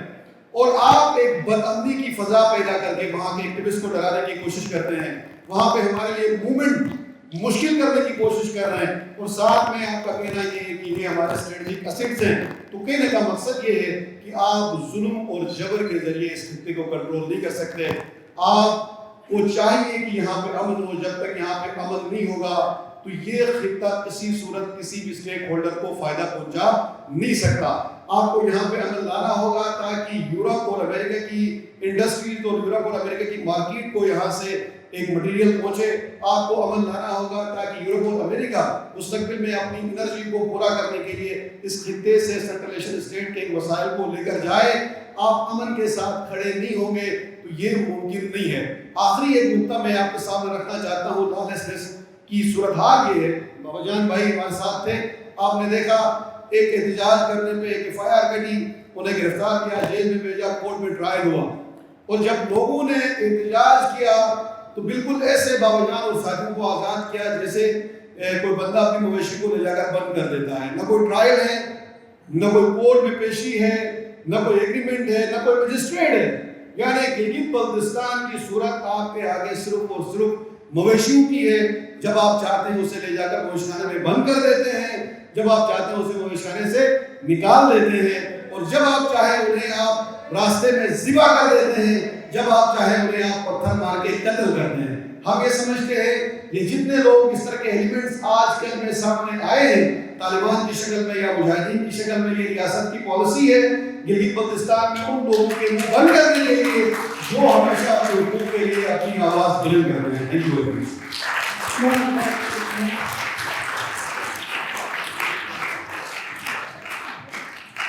آپ لوگ کا تو نہیں پتا, لیکن میں تھوڑی سی ہیلدی ہوں اور بہت بہت امیزنگ بینڈ. بہت شکریہ آپ چاروں کا, پانچوں کا شکریہ بابا جان. ابھی 15 منٹ ہمارا کوشچن آنسر سیشن ہوگا. جی میں ایک لا اسٹوڈنٹ ہوں اور اس پینل میں جو ڈسکشن ہوئی I was quite taken aback by the poor legislation in our country. میرا سوال اسپیسیفکلی احمد رافع علام کے لیے ہے. مجھے یہ پتہ ہے کہ پاکستان ایک کالونائز اسٹیٹ ہے اور being being a colonized state, Pakistan's legislation is primarily influenced by common law, such as Land Acquisition Act. Despite being a colonized state, why hasn't Pakistan experienced land reform in the past 70 years to overhaul the structure of feudalism in our society? Zaidi صاحب نے کہا تھا اس سوال کا جواب میرے پاس نہیں ہے, میرے پاس بھی نہیں ہے. میں ویسے سلائٹلی انکنیکٹڈ, میں آج ایک وہ جواہر لال نہرو کی آخری انٹرویو کی ویڈیو دیکھ رہا تھا یوٹیوب پہ, تو وہ کہہ رہے تھے ان کی جو تقسیم کے وقت مسلم لیگ کے ساتھ جو باتیں ہو رہی تھیں, آگے جو منصوبے کانگریس پلان کری تھی اس میں لینڈ ریفارم شامل تھی, مگر نہرو کا یہ کہنا تھا کہ اس وقت جو مسلم لیگ کی صدارت تھی, they were largely landowners and they were resistant to the idea of land reform. تو پھر اوور آل پھر فیصلہ یہ ہوا کانگریس کے اندر کہ پھر ہماری خود پالیسیاں یہ روکنے کی کوشش کریں گے, بہتر یہ ملک کاٹ کے ان کو ایک اور اپنا بنا دے. There have been attempts at land reform and ان کی اپنی کہانی, you can find out a lot about them. قانون ہمارے پاس ہے, فنڈامنٹل رائٹس ہمارے پاس ہیں. ہماری سپریم کورٹ نے کہا ہے کہ آپ کا بنیادی جو رائٹ ٹو لائف ہے اس کے اندر صاف ماحول بھی شامل ہے. تو اس حق کو اگر کوئی چھیڑتا ہے, اگر آپ کا پانی کوئی آلودہ کرتا ہے, اگر آپ کی ہوا کوئی آلودہ کرتا ہے, اگر آپ کی زمین کوئی چھیڑتا ہے, زمین بھی آفٹر آل ماحول کا حصہ ہی ہے, تو آپ کا حق جو ہے چھینا جا رہا ہے اور اس کے لیے ایک پورا پروسیس ہے. اب دیکھیں, میں لاہور میں پریکٹس کرتا ہوں, وہاں میں نے درجنوں کیس کیے ہیں, مگر آپ اسلام آباد کے ٹرائیبیونل آئیں 4 کیس ہوئیں گے, سندھ کا ٹرائیبیونل چلتا نہیں ہے. There needs to be اگر آپ لا اسٹوڈنٹ ہیں, آپ کو جورسپروڈنس کی ضرورت ہوتی ہے, اس سے قانون میں جان آتی ہے. گلگت بلتستان میں آئین ایکسٹینڈ نہیں ہوا, ماحولیاتی قانون ہی نہیں ہے, there is no precedent there. تو ان چیزوں کی ہمیں بہت پھر اشد ضرورت ہے. As a law student please come and do public interest education, ان چیزوں پہ فوکس کریں, بیکاز عام طور پہ عدالتیں ہیں وہ criminal cases, transactions, bank loans پہ دیکھ رہی ہوتی ہیں. They are never asked to look at fundamental rights of people being displaced by development projects. ہمارے ججوں کے پاس اس طرح کی vocabulary نہیں ہے اس وقت. میں ان کے پاس کیسز لے کر جاتا ہوں تو وہ کہتے ہیں بیٹا آپ تو ڈیولپمنٹ کے خلاف ہیں. بھائی کون سی ڈیولپمنٹ؟ لوگ مر رہے ہیں, ان کی زمینیں چھینی جا رہی ہیں, یہ کون سی ڈیولپمنٹ ہے؟ ہم کس دنیا میں رہتے ہیں کہ ہم سب تصور رکھتے ہیں کہ یہ ڈیولپمنٹ ہے؟ تو we need consistent cases to remind these ججز, جو کہ زیادہ تر مرد ہیں اور سارے 65 سال کے ہیں. Remember ageing men very seldom change their minds, sorry every one, مگر یہ سچ ہے. تو ہمیں سینکڑوں کیس چاہیے تاکہ ان کا قبلہ جو ہے نا ہم ہٹا سکیں. آگے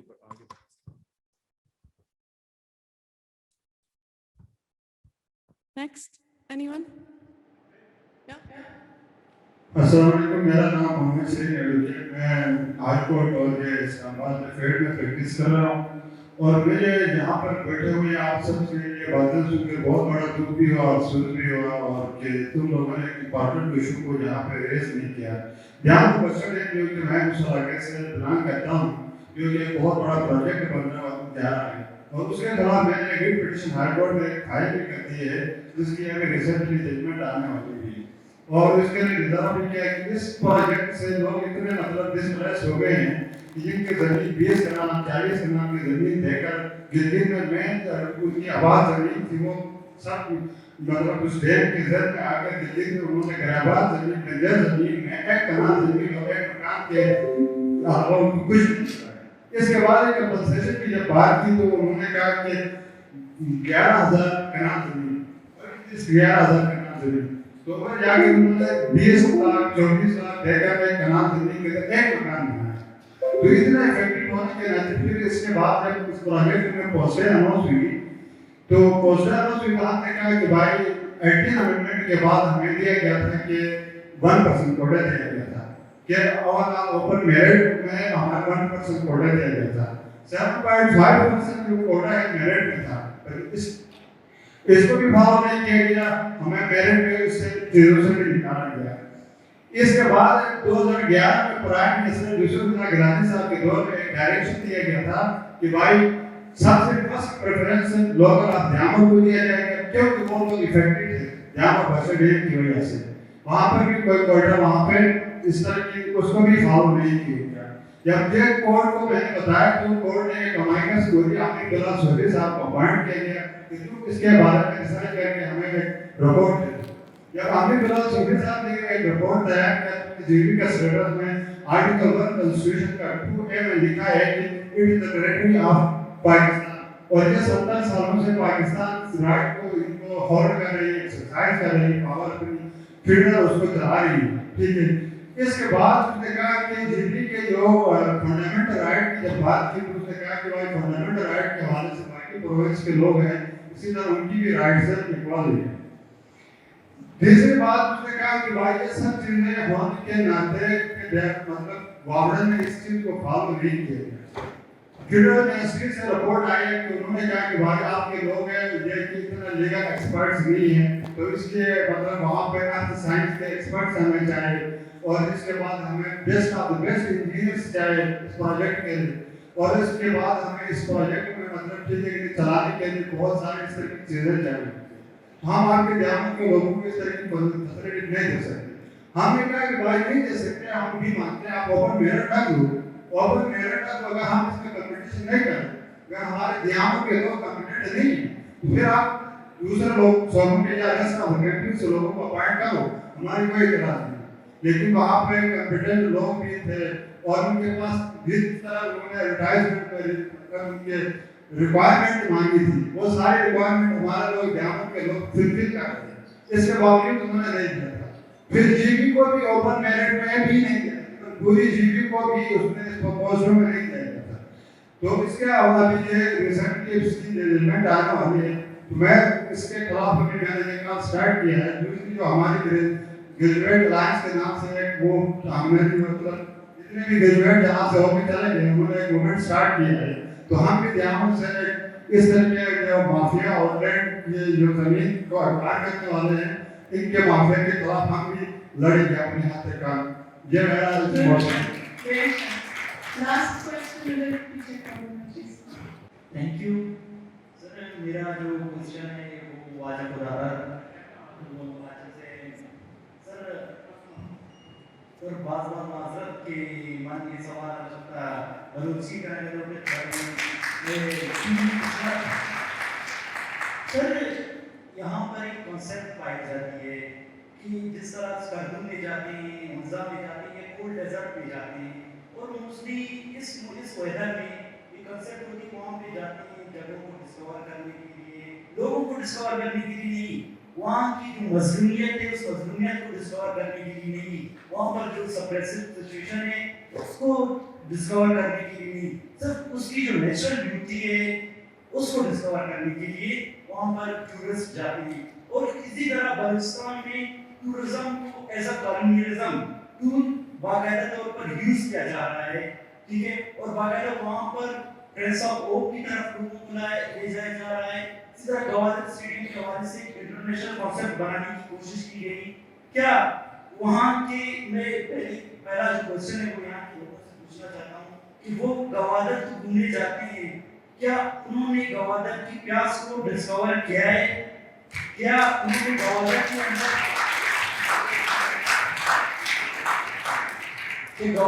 अंदर जो बच्चे भूख से मर रहे हैं उन्होंने यहाँ पर किसी ने भी उस चीज को डिस्कवर करने की कोशिश की है?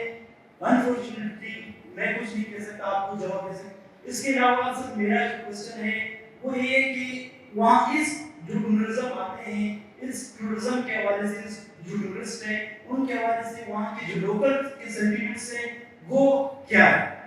Thank you sir. जैसे दोस्त ने सवाल किया, इस वक्त सीपेक के हवाले से $57 बिलियन वहाँ पे जो ना सीपेक ने दिया। आप सबको पता है कि वहाँ 2 प्रोजेक्ट है, एयरपोर्ट बन रही है, वो भी चाइना की अभी जरूरत है, एक एक्सप्रेसवे जिसको 3 साल तक में जरीब बना के बना रहे। तो इस तरह के जो मैं समझता हूँ कि जो इन्वेस्ट है हमारे लिए नहीं है।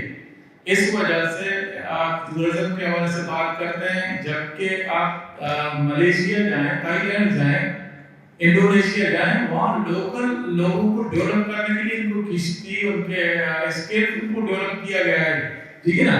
हमें तो उस तरह से ये समझा जाता है कि आपको राइट्स हासिल नहीं है कि आपके जरिए से डेवलप हो, उनके लिए जरूरी है कोई रिटेल इदारे के लोग जिनको इन्वेस्टर को लाया जाता है ان کو مخصوص لوگوں کی نگرانی میں انویسٹ کرانے کی کوشش کرتا ہے جو وہاں پہ ٹورزم کو ڈیولپ کرنے میں ناکام ہوتا ہے، کیونکہ جب تک لوکل لوگ انوالو نہیں ہوئے انوائرمنٹ کے حصے ہیں، وہاں کے مزاج اور لوگوں کے طبیعت کے مطابق ان کو مد جزر کا پتہ ہے، لہر کا پتہ ہے، تو اس طرح ٹورزم کیسے ڈیولپ ہوگا؟ ایک طرح سے میں سمجھتا ہوں جتنی خوبصورت بیچز ہمارے پاس ہے دنیا جہاں میں نہیں ہے، لیکن ان پہ دھیان نہیں دی جا رہی ہے، بلکہ اس میں باڑ لگ رہی ہے۔ فورسز جس طرح ڈی ایچ اے بنا رہے ہیں، ہمارے یہاں ڈی ایچ اے کے لیے زمینیں خریدی جا رہی ہے، ٹھیک ہے نا؟ یہ کنسپٹ ہوگا تو چیزیں انسانی بنیاد پہ تعمیر دی ہوگا نا، انسانی بنیاد پہ دیکھا جاتا ہے۔ جس طرح آپ کو پتا ہے جو میں بتانے والا تھا کہ ٹائم ختم ہو گیا، اس وقت گوالر میں کیچڑ میں پانی لوگ پی رہے ہیں، نیلا پیلا پانی پی رہے ہیں، آپ اس انویسٹمنٹ میں لوگوں کے لیے پانی نہیں ہے، آپ کیا سوچیں گے؟ اسی طرح ایران سے بجلی آ رہا تھا، اس کو بحران لگا، اس وقت بجلی پورا مکان میں بند ہو گیا، 2 دن تک بجلی تھا، ابھی وہاں پہ 12:30 بجے رات کو بجلی آتا ہے، صبح 7 بجے چلا جاتا ہے۔ وہ آپ تصور کریں یہ کون سا ترقی ہے، یہ کون سا بڑا سیکرٹ ہے جو مقامی لوگ نہ بجلی کے ان کو مل رہا ہے نہ وہاں پہ پانی ان کو مل رہا ہے۔ ایجوکیشن کے معاملات آپ کو پتا ہے کہ انویسٹمنٹ کا کیا حالت ہے، ہماری جو نا اسٹاف حوالے سے، فنڈز کے حوالے سے کیا ہے، مطلب جب چیزیں لوکل لوگوں کی نہیں ہے، اس وجہ سے ہم آ جائے، ہم نے اپنی تکالیف اپنے دوستوں کو، اپنے لوگوں میں شیئر کی، ہم اپنے قوت پہ لڑ رہے ہیں، لیکن ان کو شیئر کرنے کے بعد ہم سمجھتے ہیں ہمارا ہاتھ مضبوط ہوا۔ ان کے توسط سے انشاءاللہ اسلام آباد میں بھی ہمارے لیے جس طرح دوسرے دوستوں کے لیے احتجاج ہوتے رہے، تو آئندہ ہماری میسیج بھی یہاں پہنچیں گے۔ مہربانی۔